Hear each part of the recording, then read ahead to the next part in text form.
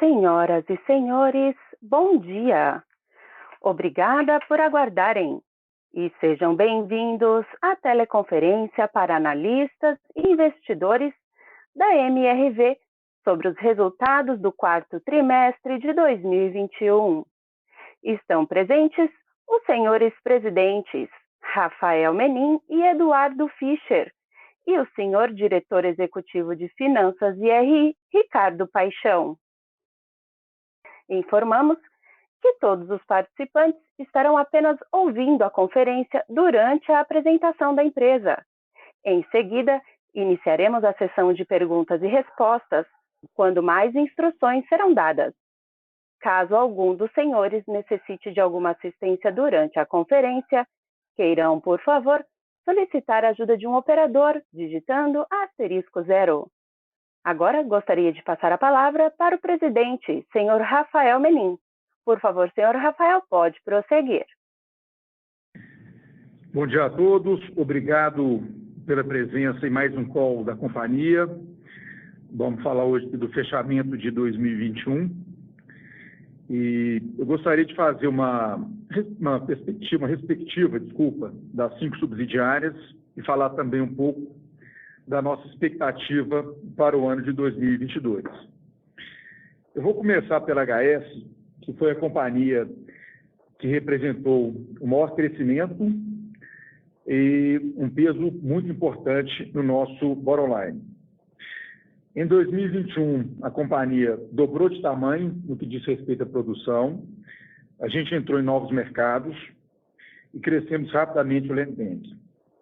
Mas, principalmente, gente, conseguimos entregar projetos com yield on cost crescente e margem bruta cada vez mais elevadas, né? É importante ressaltar também que o cap rate de saída, no momento no qual a gente vende os projetos, ele vem reduzindo trimestre a trimestre.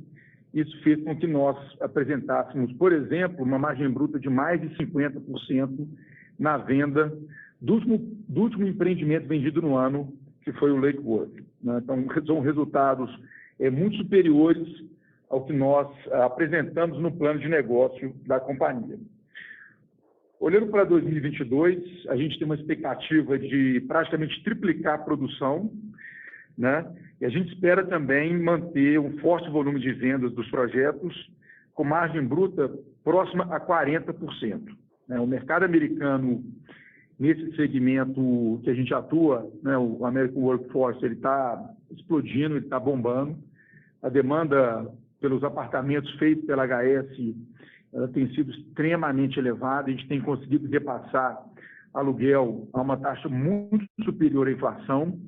E, dada a nossa tecnologia, padronização, a gente tem conseguido controlar os custos a despeito da inflação americana. E, como eu disse anteriormente, o cap rate de saída ele tem sido muito melhor do que a expectativa anterior.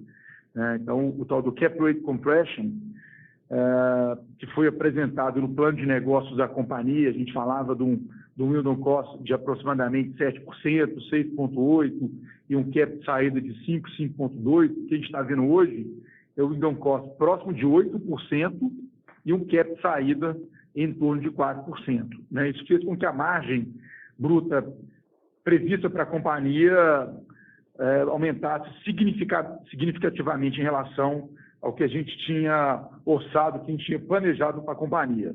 Então, obviamente, a gente está muito mais otimista, a gente tem alocado mais capital financeiro, mais recurso humano para acelerar ainda mais a operação da HS.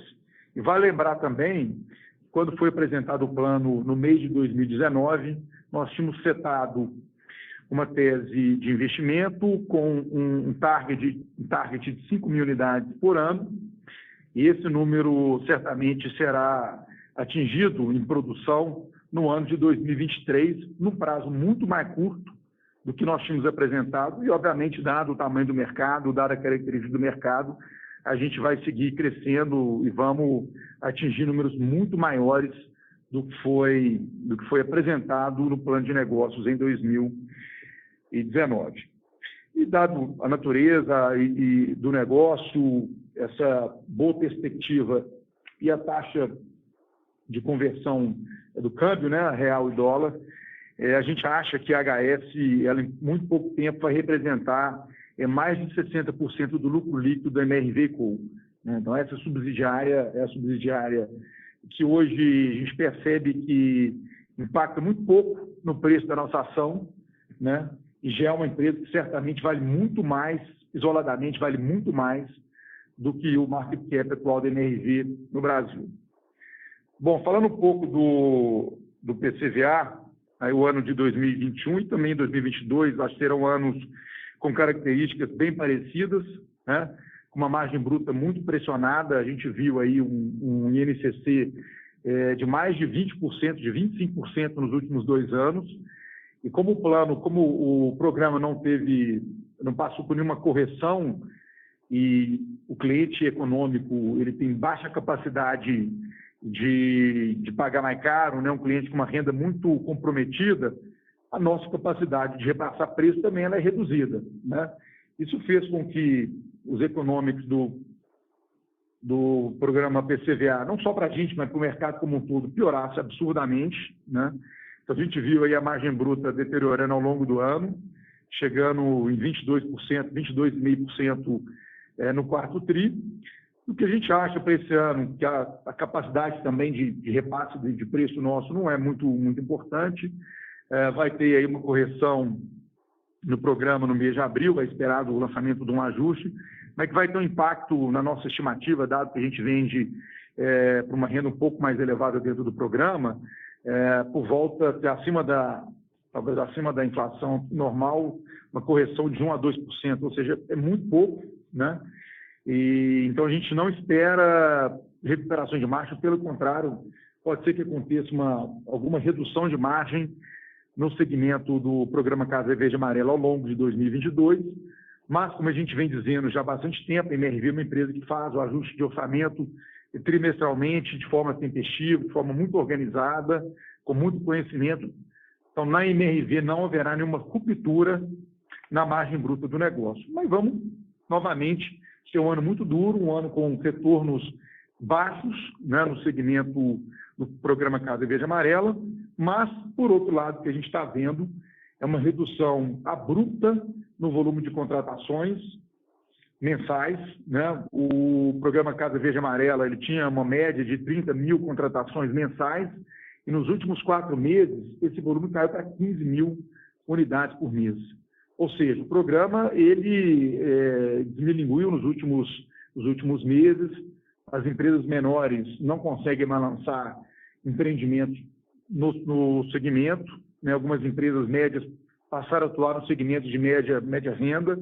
Então, houve, de fato, uma mudança muito rápida no que diz respeito à oferta no segmento econômico.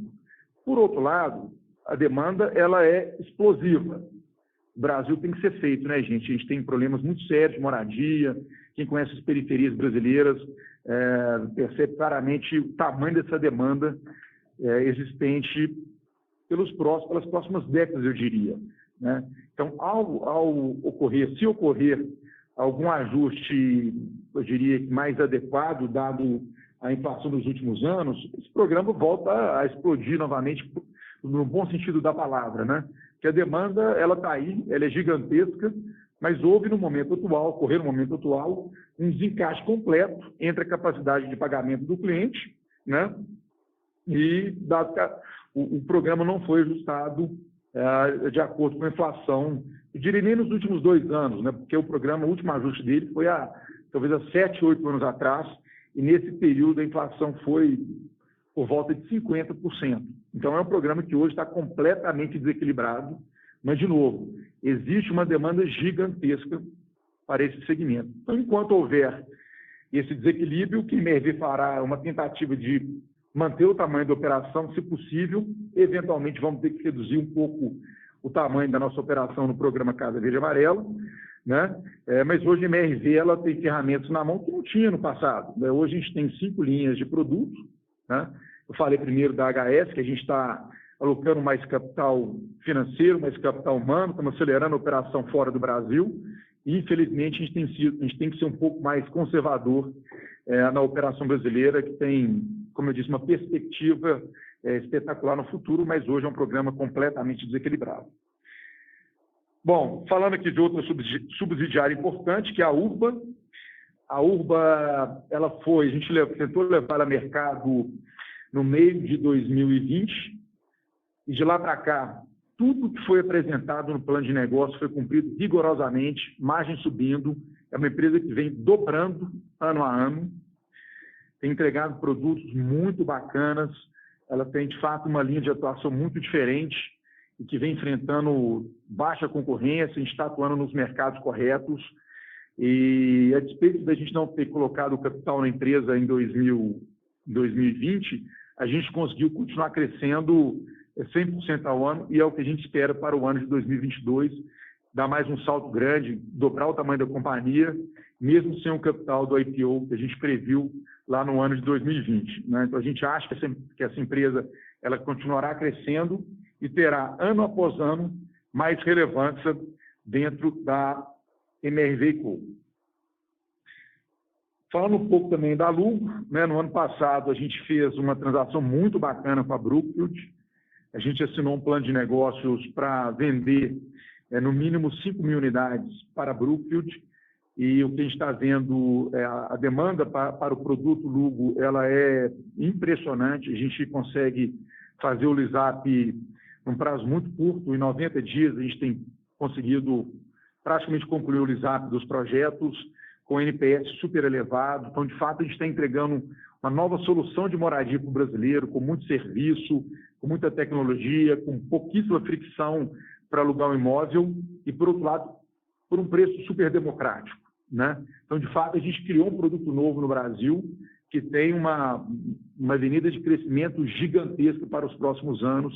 Foi muito importante a gente conseguir endereçar mais uma fonte de recurso, colocar mais, eu diria, mais um bolso nesse negócio nosso, né?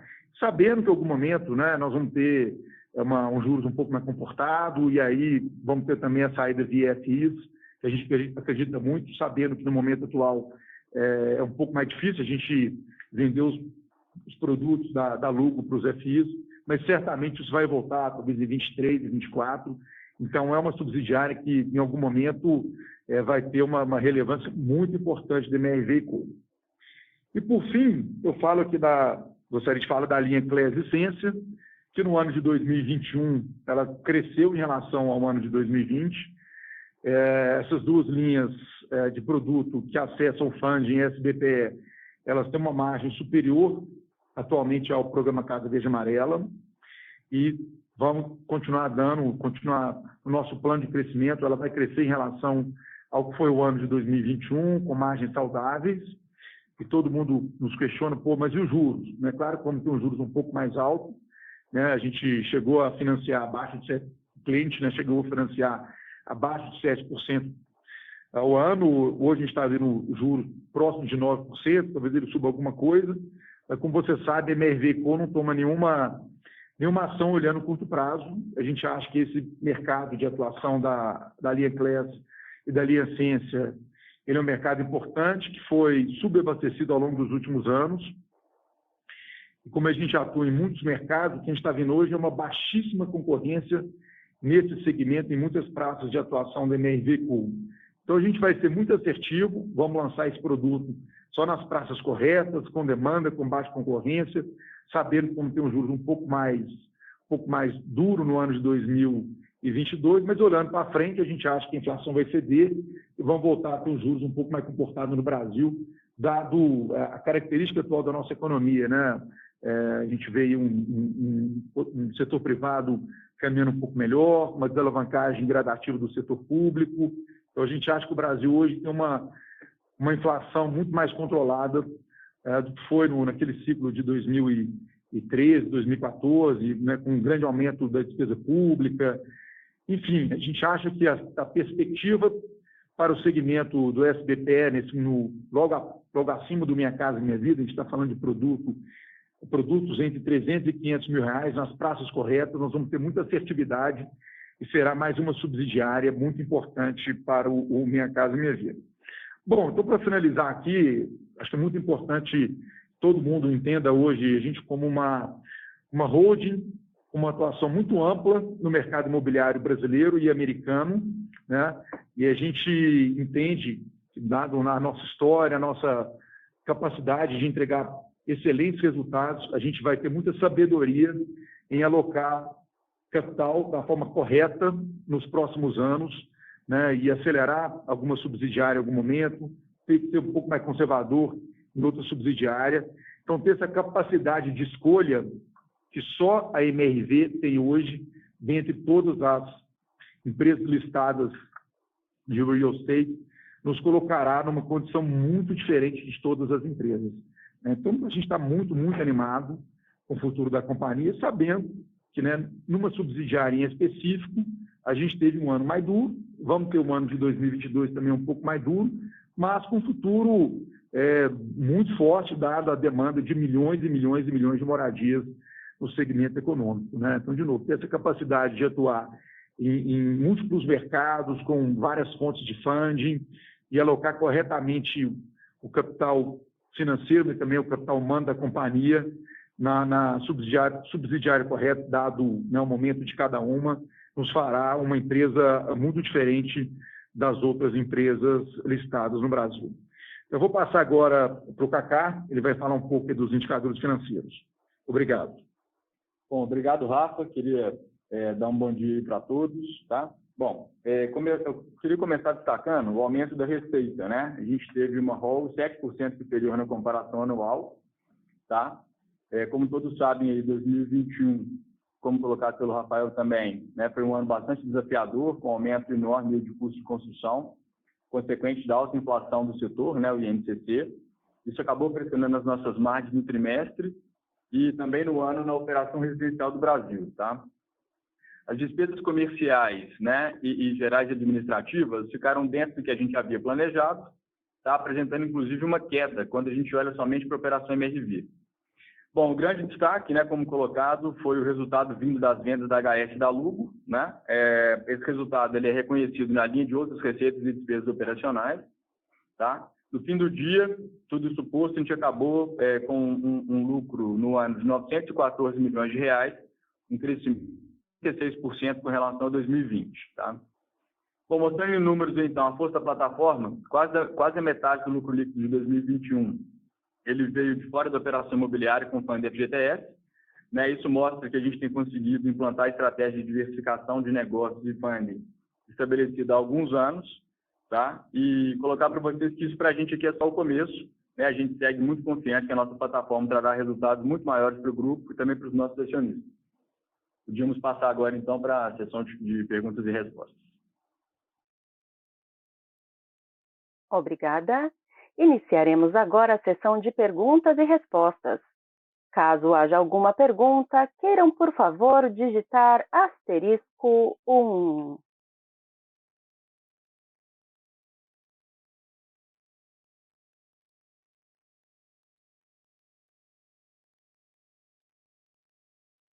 E nossa primeira pergunta vem de Alex Ferraz, Itaú BBA.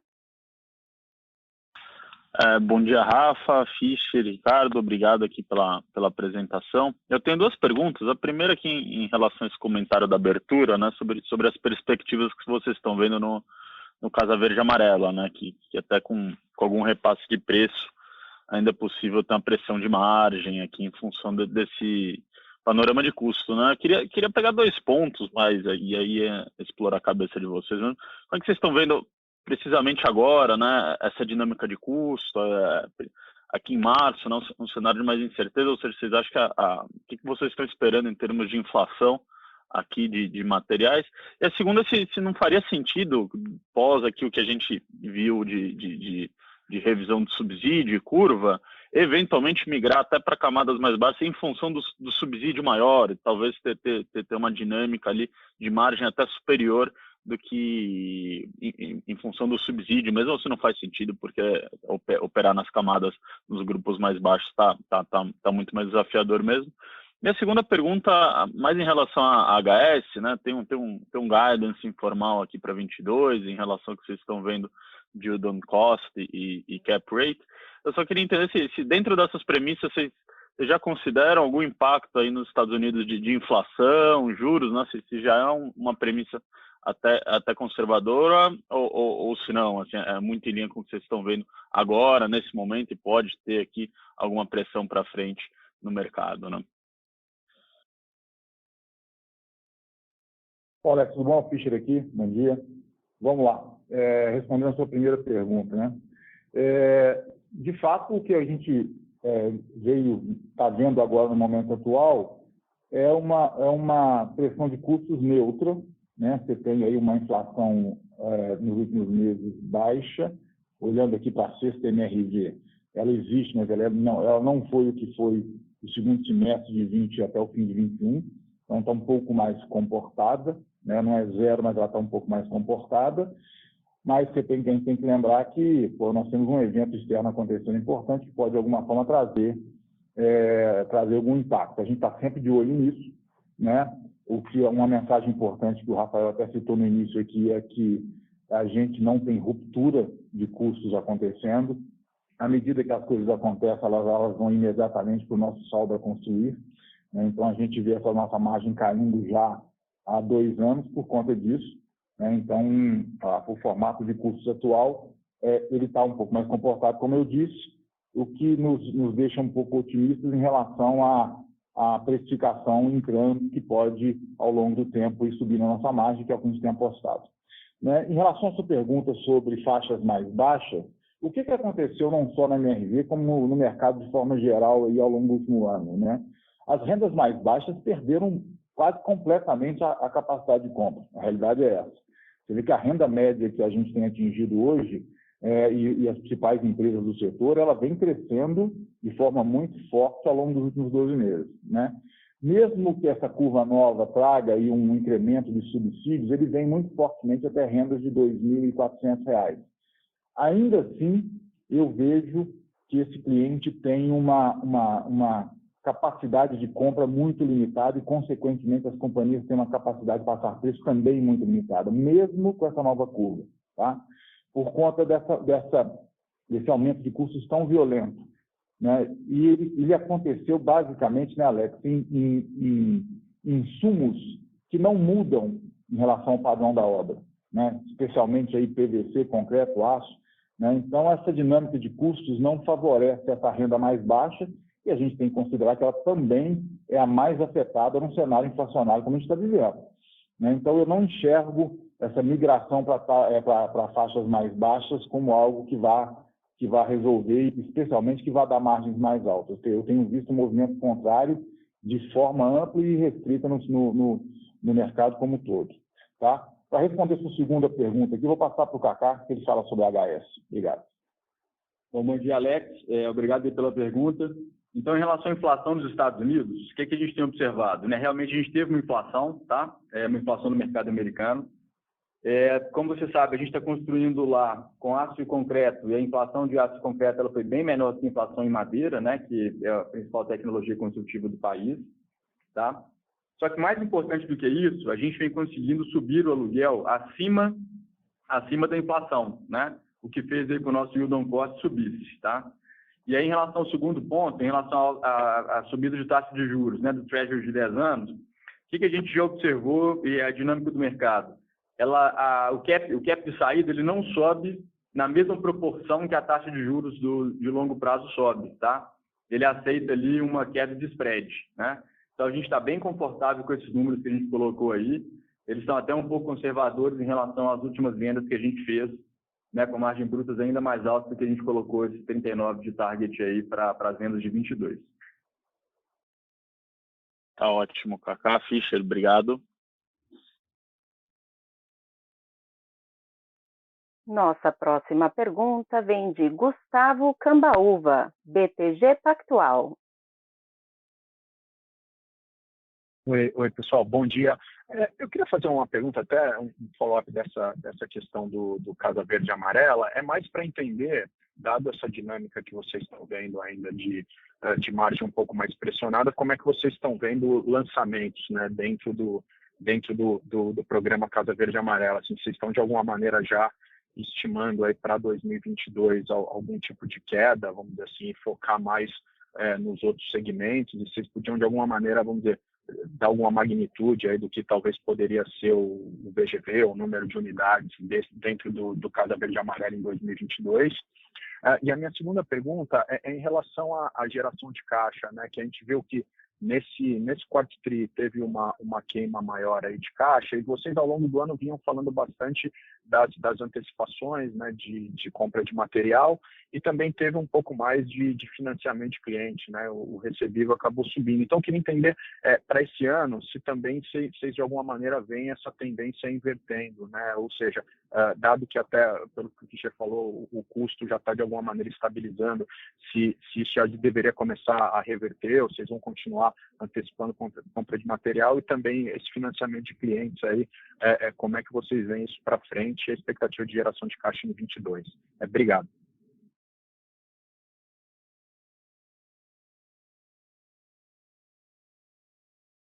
Mauro, tudo bom? Rafael falando por aqui. Vamos lá. Eu vou falar primeiro aqui do programa Casa Verde e Amarela. Como eu disse na abertura, a gente tem a capacidade hoje de fazer as melhores escolhas para a companhia, né? A gente não dá guidance em relação ao volume, mas o que eu posso te dizer é que a gente está sendo mais seletivo em relação aos lançamentos do que a gente foi no passado, né? Não faz sentido a gente lançar um produto com uma margem bruta que não vai dar retorno algum para a companhia, né? Então, existe uma tentativa de manter o tamanho da operação dessa subsidiária, né, da companhia no ano de 2022, desde que a gente consiga uma rentabilidade mínima. Agora, pode ser que reduza em relação a 21? Pode ser que sim, né? A gente vai estar sempre muito atento a essa matriz de custo e preço de venda. Como eu disse, ela não é favorável atualmente. É claro que em algumas cidades, em alguns produtos, a gente tem uma equação melhor. Em outros casos, a gente tem uma equação pior, né? Então, no ano de 22, caso não ocorra nenhuma mudança nova no programa Casa Verde e Amarela, a gente vai ter que ser mais seletivo, não tem outro jeito, né? Mas a tentativa é sempre manter o tamanho da operação. A Energia é uma empresa ambiciosa, que gosta de crescer, que está presente em cento e tantas praças brasileiras, que enxerga um mercado potencial gigantesco pela frente, né? A gente tem que ser muito responsável com a companhia, com retorno, com caixa, né? Então, vamos ser mais seletivos, né? E vamos ver o que vem pela frente, tá bom? Mas, de novo, vamos ressaltar que a gente tem as outras subsidiárias, temos a Lugo, temos a Urba, temos a linha Eclésia e principalmente a HS. Então, ter essa capacidade de ser mais conservador no momento com alguma subsidiária, ser mais agressivo com outra subsidiária. No ano seguinte, isso pode se inverter, né? Então, esse é o nosso dia a dia atualmente, né? De fazer essas escolhas, acelerar em alguns locais, alguns produtos, e ser um pouco mais conservador em determinadas linhas de produtos da MRV. Vou passar aqui para o Cacá, ele vai falar um pouco da geração de caixa. Então, Paulo, em relação à geração de caixa, né, a gente começou o ano aí com um conforto maior de diminuir o estoque de matéria-prima, tá? Obviamente, essa nossa ideia mudou, né, quando começou aí o evento da Rússia e da Ucrânia. Então, a gente mudou esse fluxo, a gente está antecipando compra, tá? Principalmente aí de aço, né, estocando para garantir a continuidade das operações e também segurar qualquer eventual aumento de preço, tá? Então, a carteira, o que a gente tem que observar? Se a gente pega o montante pago, tá, da carteira de 2021 versus o volume concedido, ele fica mais ou menos elas por elas, né? E a gente tem que lembrar que essa carteira tem uma correção, né, uma correção de IPCA mais 1, então isso naturalmente faz com que a carteira suba mesmo sem que a gente conceda mais crédito para o cliente final, tá? Bom, a gente fez aí aquela venda de carteira, né, do Pró-Soluto no quarto tri do ano passado, e esse ano a gente tem mais algumas rodadas aí planejadas para acontecer, tá? Provavelmente uma segunda delas aí acontecendo já no segundo trimestre desse ano, né? Então é um jeito que a gente encontrou de manter a carteira de cliente mais baixa, né? E converter mais rápido o recebível em caixa. Tá ótimo, gente. Obrigado, bom dia. Bom dia. Nossa próxima pergunta vem de Igor Altero, XP Investimentos. Pessoal, bom dia, obrigado pela apresentação. Duas perguntas aqui do meu lado, né? A primeira é entender um pouco como é que está a cabeça de vocês, né, em relação aí ao trade-off entre VSO e margem bruta, né, para 2022, né? Se a ideia de fato é trabalhar com uma VSO um pouco mais amena aí para privilegiar a margem. E a segunda pergunta é com relação à Sensia, né? Como é que está a cabeça de vocês para os lançamentos aí em 2022 e aí se você puder comentar um pouco como é que vocês estão vendo a dinâmica da affordability aqui nesse segmento, né? Acho que um ponto importante é a questão da caixa, né? Que ainda está ofertando ali taxa de TR+8, TR+9, que parece que ainda está atrativo. Então eu queria entender se essa leitura de fato faz sentido.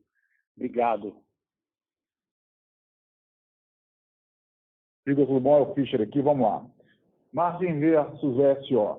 Obviamente, isso é a precificação no nosso setor é uma arte, né? É uma coisa completamente artesanal, feita empreendimento a empreendimento, apartamento por apartamento, sempre respeitando demanda e a sua necessidade de fazer. Tradicionalmente, é o que tem acontecido, inclusive nesse período que a gente está, a velocidade de vendas é consideravelmente maior do que a velocidade de execução da obra, né? Então, você consegue calibrar isso usando o norte de ganho de margem sempre como algo importante. O que aconteceu nos últimos meses, nos últimos trimestres, é que a margem tem ganhado mais importância.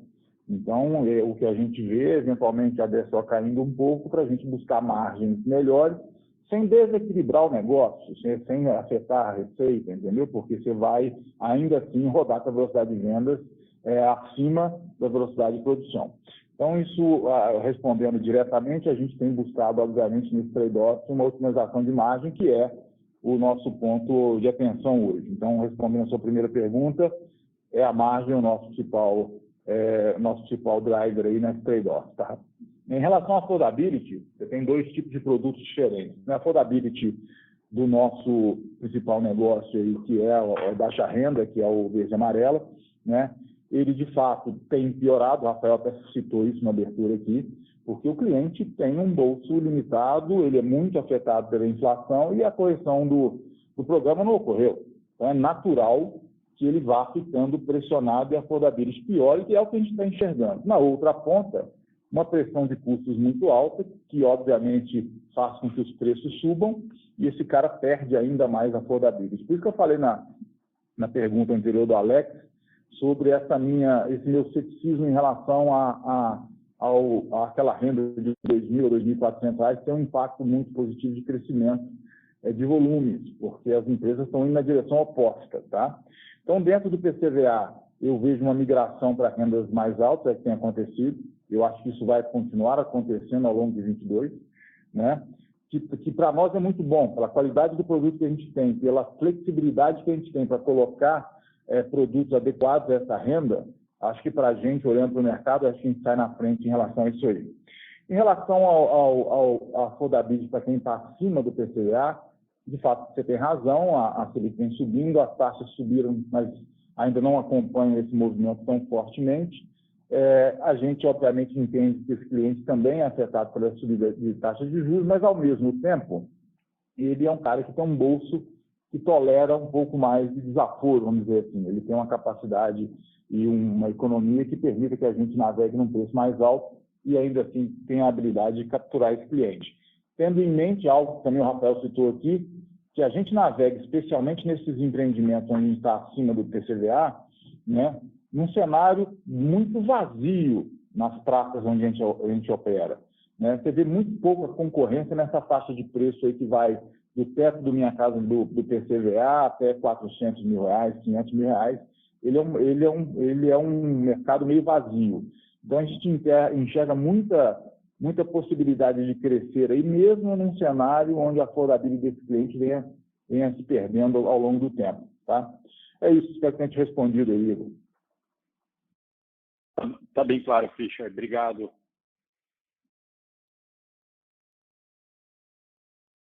Nossa próxima pergunta vem de Pedro Lobato, Bradesco BBI. Bom dia, pessoal. Obrigado pela apresentação e pela pergunta. Nosso lado aqui a gente queria mais entender essa dinâmica de processo de orçamento aí, controle de custo, e assim, quais as principais particularidades e diferenças que vocês veem aí no processo de compra de materiais em relação com os fornecedores? Obrigado. Pedro, vamos lá, deixa eu tentar ver se eu consigo te explicar isso de forma mais clara. Obviamente, nós temos um orçamento que é feito aqui com bastante profundidade. No momento que você lança o empreendimento, nossos orçamentos estão prontos, eles já têm um grau de precisão alto, e ele considera alguma inflação futura, que a gente arbitra, né? Isso acabou não sendo suficiente no passado, por essa subida de custos tão violenta que a gente teve nesse período tão curto, né? Mas o nosso formato continuou da mesma forma. Em relação à negociação com fornecedores, né, a gente tenta sempre fazer contratos que sejam vantajosos e com um horizonte de prazo determinado. E a gente considera alguns cenários. No passado, né, a gente olhava para uma inflação estável, a gente tentava fazer contratos mais curtos para a gente poder aproveitar eventuais oportunidades que surgiam, né? O cenário inverteu-se, né? Agora o fornecedor também não se sente seguro para fazer contratos mais longos.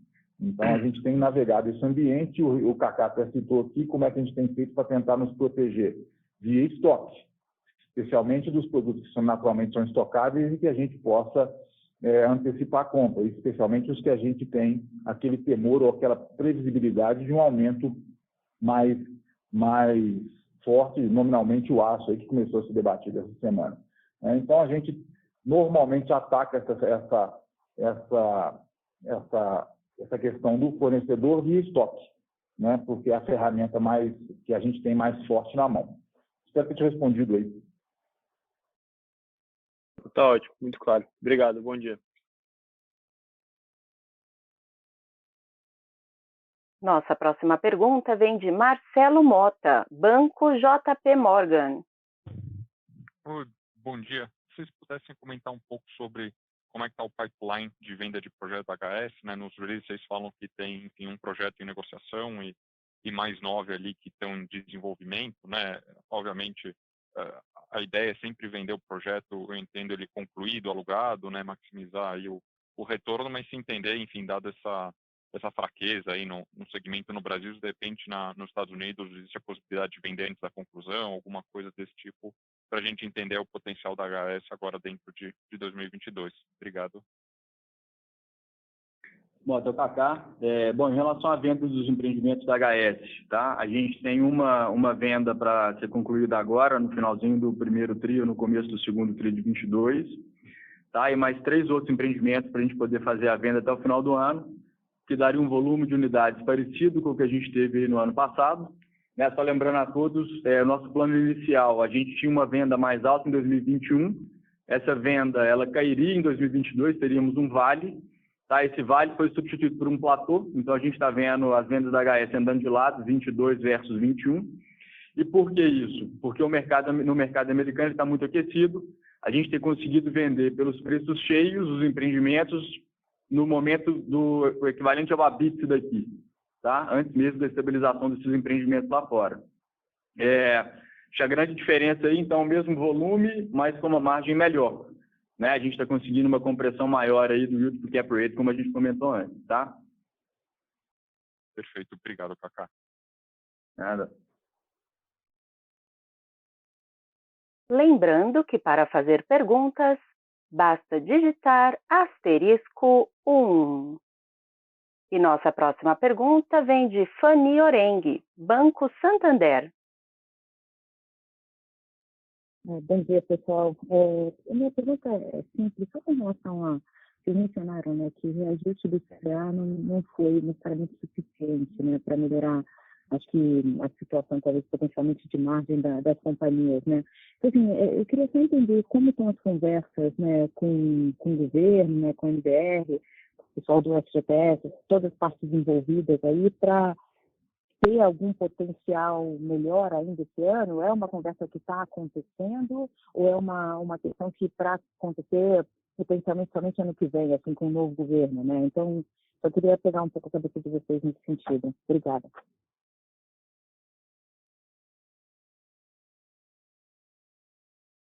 Fanny, bom dia, tudo bem? Então, vamos lá.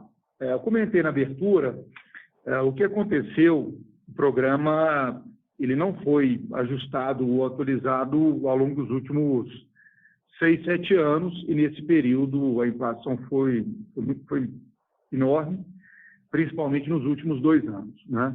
É um programa que hoje está completamente desequilibrado, né? Um programa que não depende de recurso algum da AGU, e, como eu disse, ele vem reduzindo de tamanho mês a mês, e nos últimos 4, 5 meses, ele contratou a metade do valor orçado, né?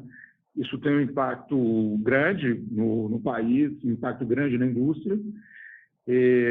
Então, começou uma conversa entre o Ministério, obviamente o Conselho do Fundo participa, a Abrainc, CEBIC. Essa conversa ela já vem ocorrendo há uns 3, 4 meses, e deve ser anunciado um ajuste no programa no mês de abril, tá?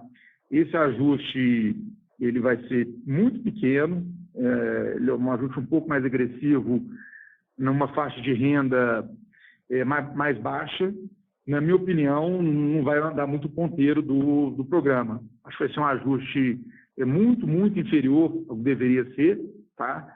E se não houver nenhum ajuste novo no programa ao longo do ano, é muito provável que a gente veja um menor volume de contratação no programa Casa Verde e Amarela dos últimos, talvez, 13, 14 anos de quando foi lançado o programa, né? Então, a gente continua enxergando, assim, com um olhar bem negativo, né? E para que haja, de fato, uma mudança relevante no ritmo do programa, né, para voltar a contratar 30 mil unidades por mês, seria necessário um ajuste nas regras, né, basicamente curva de juros e de subsídio, que haja um novo encaixe, né? Lembrando aí, quando o programa foi lançado, o salário mínimo era R$500, R$600, o salário mínimo é 2 vezes maior, né, e as regras são muito parecidas, né? Então, de fato, hoje há um desalinhamento entre renda, entre subsídio, entre juros, em relação também ao preço do produto, né?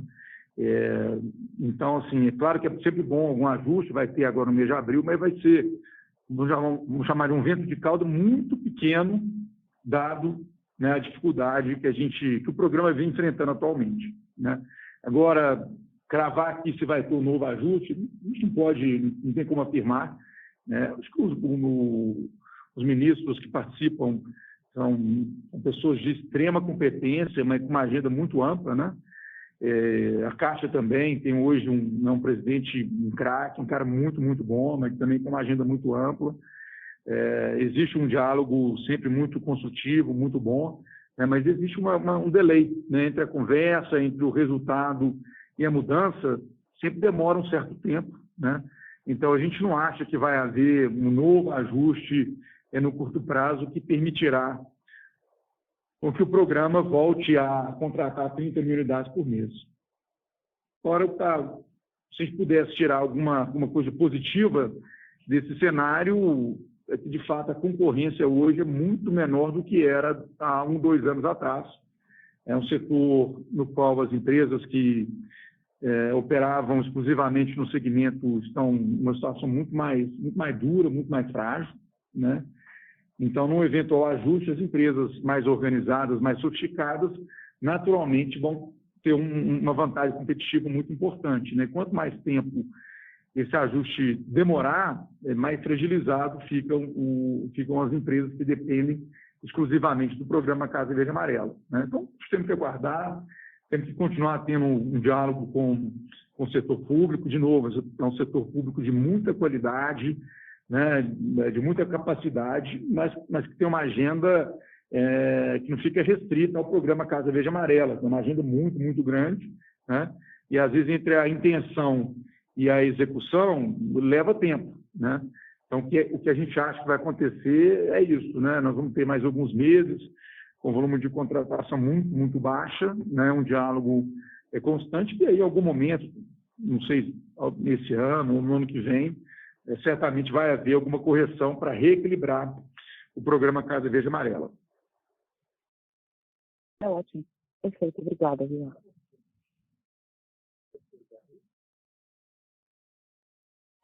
Novamente, para fazer perguntas, basta digitar *1.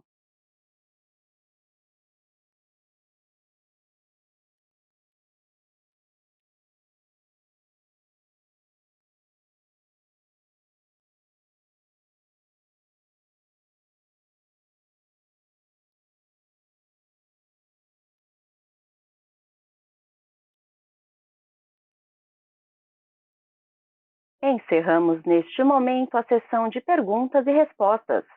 Para as considerações finais, gostaria de passar a palavra para o presidente, senhor Eduardo Fischer. Por favor, senhor Eduardo, pode prosseguir. Obrigado.